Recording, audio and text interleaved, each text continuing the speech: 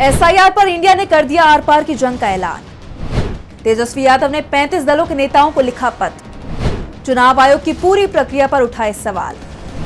1 करोड़ वोटरों का अधिकार छीनने की तैयारी। लोकसभा चुनाव के बाद से ही देश में वोटिंग लिस्ट के मामले को लेकर बवाल मचा हुआ है। कांग्रेस की तरफ से लगातार ये दावा किया जा रहा है कि हरियाणा और महाराष्ट्र में जनमत की चोरी की गई।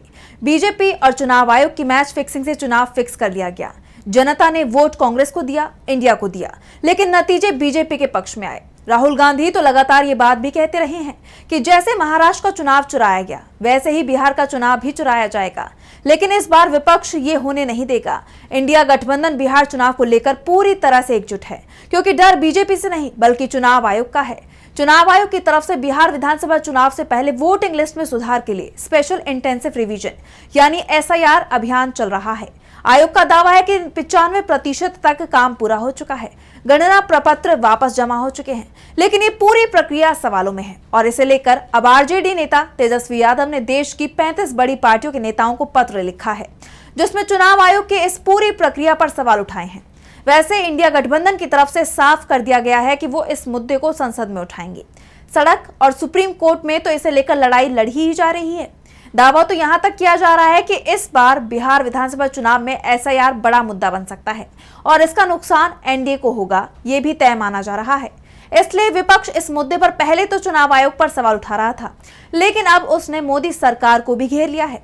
तो आज हम तेजस्वी यादव के एसआईआर पर नेताओं को लेकर लिखे पत्र और विपक्ष की तैयारी को लेकर अपनी स्पेशल रिपोर्ट में करेंगे बात। नमस्कार, मैं आंचल। सबसे पहले बात हम करते हैं तेजस्वी यादव के पत्र की। तेजस्वी यादव ने संसद सत्र जो 21 जुलाई को शुरू हो रहा है, उससे पहले देश के 35 सियासी दलों के बड़े नेताओं को पत्र लिखा है।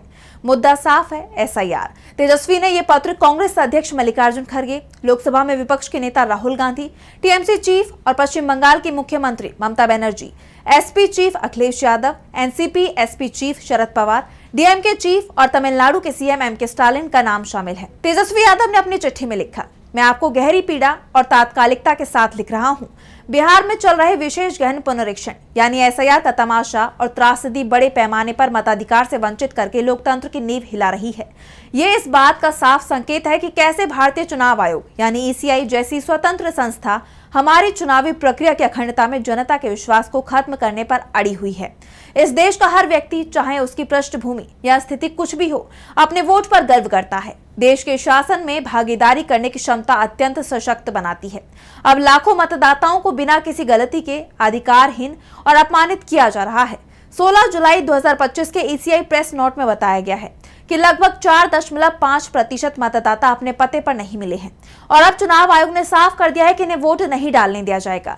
ये उन 4% लोगों के अतिरिक्त है जो संभवतः अब दुनिया में नहीं है या स्थायी रूप से कहीं दूसरे राज्य में चले गए हैं। इन आंकड़ों के आधार पर जमीनी पत्रकार और इस प्रक्रिया पर नजदीकी से नजर रख रहे हैं। राजनीतिक वैज्ञानिकों का अनुमान है कि मताधिकार से वंचित लोगों की संख्या 12% से 15% के बीच है। यह हमारे देश के इतिहास में अभूतपूर्व है। तेजस्वी यादव ने दावा किया कि 12 से 15% मतदाताओं का वोट काटा जा सकता है। अगर लोकसभा चुनाव की वोटिंग लिस्ट के हिसाब से जोड़ा जाए तो ये संख्या 1 करोड़ से ज्यादा होगी। इंडिया गठबंधन का आरोप है कि जब महाराष्ट्र में 50 लाख वोटों की हेराफेरी हुई तो बीजेपी को बड़ी जीत मिल गई। वैसे तो बिहार भी बड़ा राज्य है, लेकिन महाराष्ट्र की तुलना में छोटा है। लेकिन यहाँ महाराष्ट्र की तुलना में दोगुने से ज्यादा धांधली हो रही है। अपने पत्र में तेजस्वी यादव ने महाराष्ट्र चुनाव का जिक्र किया। उन्होंने अपने पत्र में आगे लिखा, जैसा कि सुप्रीम कोर्ट ने भी कहा है, एसआईआर का समय संदिग्ध है। चुनाव आयोग ने इस प्रक्रिया की घोषणा और क्रियान्वयन बेतरतीब और मनमानी तरीके से करके खुद के लिए कोई उपकार नहीं किया है। वो पारदर्शी नहीं रहे हैं, वो अपने नियम बना रहे हैं और तोड़ रहे हैं। इससे भी बुरी बात यह है कि वो पारदर्शिता और जवाबदेही की मांग करने वाले हर व्यक्ति को निशाना बना रहे हैं। महाराष्ट्र विधानसभा चुनावों के अनुभव अभी भी हमारी स्मृतियों में ताजा हैं। हालांकि हम अभी भी चुनाव आयोग से एक नेक नियति और ठोस प्रतिक्रिया की प्रतीक्षा कर रहे हैं। अब बिहार की बारी है। इसका यथासंभव कड़े शब्दों में विरोध किया जाना चाहिए, क्योंकि अगर हम अपनी आवाज नहीं उठाएंगे और अपना कड़ा विरोध दर्ज नहीं कराएंगे तो यही दूसरे राज्यों में भी किया जाएगा। संविधान की मांग है कि हम गणतंत्र की रक्षा करें। हमें इस ऐतिहासिक मोड़ पर पीछे नहीं रहना चाहिए। तेजस्वी यादव ने साफ कर दिया कि अगर बिहार में चुनाव आयोग और बीजेपी की फिक्सिंग पर ब्रेक नहीं लगाया गया, अगर बिहार में एसआईआर की प्रक्रिया को नहीं रोका गया, अगर बिहार का चुनाव निष्पक्ष तरीके से नहीं हुआ, अगर बिहार में हर मतदाता को वोट डालने का अधिकार नहीं मिला, तो फिर जो काम बिहार में हुआ है वो दूसरे राज्यों में भी होगा, पूरे देश में किया जाएगा। यानी बीजेपी चुनाव जीते, बस चुनाव आयोग की यही कोशिश रहेगी। वैसे पूरा इंडिया गठबंधन एसआईआर का विरोध कर रहा है। बिहार बंद भी बुलाया था, जिसका जबरदस्त असर दिखाई भी दिया। एसआईआर को लेकर एनडीए के दल भी डरे हुए हैं। जेडीयू की तरफ से तो इस प्रक्रिया पर शुरुआत से ही सवाल उठ रहे थे।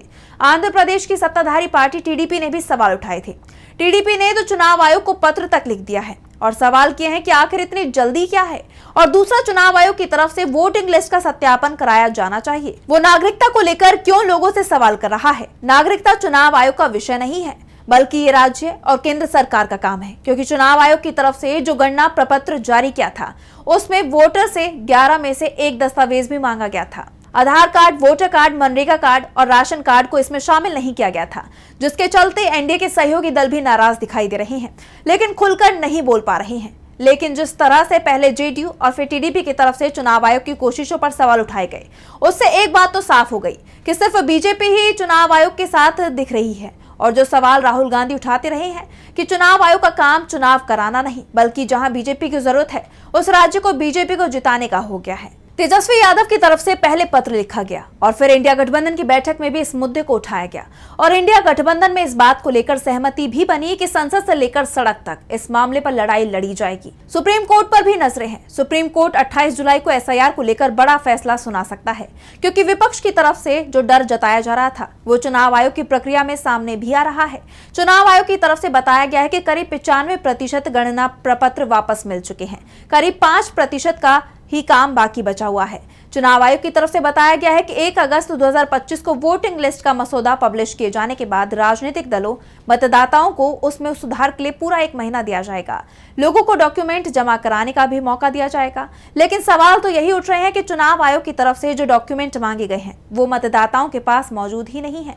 गणना प्रपत्र को बांटने और जमा करने का काम कैसे चल रहा है, इसके खुलासे तो लगातार हो रहे हैं। वोटिंग लिस्ट की कमियां खुलकर सामने आ रही हैं। ऐसे में एक बात साफ है कि ये अगर सुप्रीम कोर्ट की तरफ से चुनाव आयोग के खिलाफ सख्त फैसला नहीं आता है तो विपक्षी दलों के लिए मुश्किलें बढ़ने वाली हैं, क्योंकि मामला सिर्फ बिहार तक सीमित रहने वाला नहीं है। चुनाव आयोग की तैयारी पूरे देश के लिए चल रही है और डर सिर्फ महागठबंधन को ही नहीं है, बल्कि बीजेपी के सहयोगी दलों को भी लग रहा है, क्योंकि एसआईआर की प्रक्रिया के बाद शायद बीजेपी को सहयोगियों की भी जरूरत नहीं पड़ेगी। एसआईआर का मुद्दा इस समय सबसे महत्वपूर्ण हो गया है, क्योंकि सवाल चुनाव आयोग की निष्पक्षता को लेकर है और डर इस बात का है कि एसआईआर में सबसे ज्यादा वोट दलित, अति पिछड़ा और मुसलमानों के ही काटे जा सकते हैं।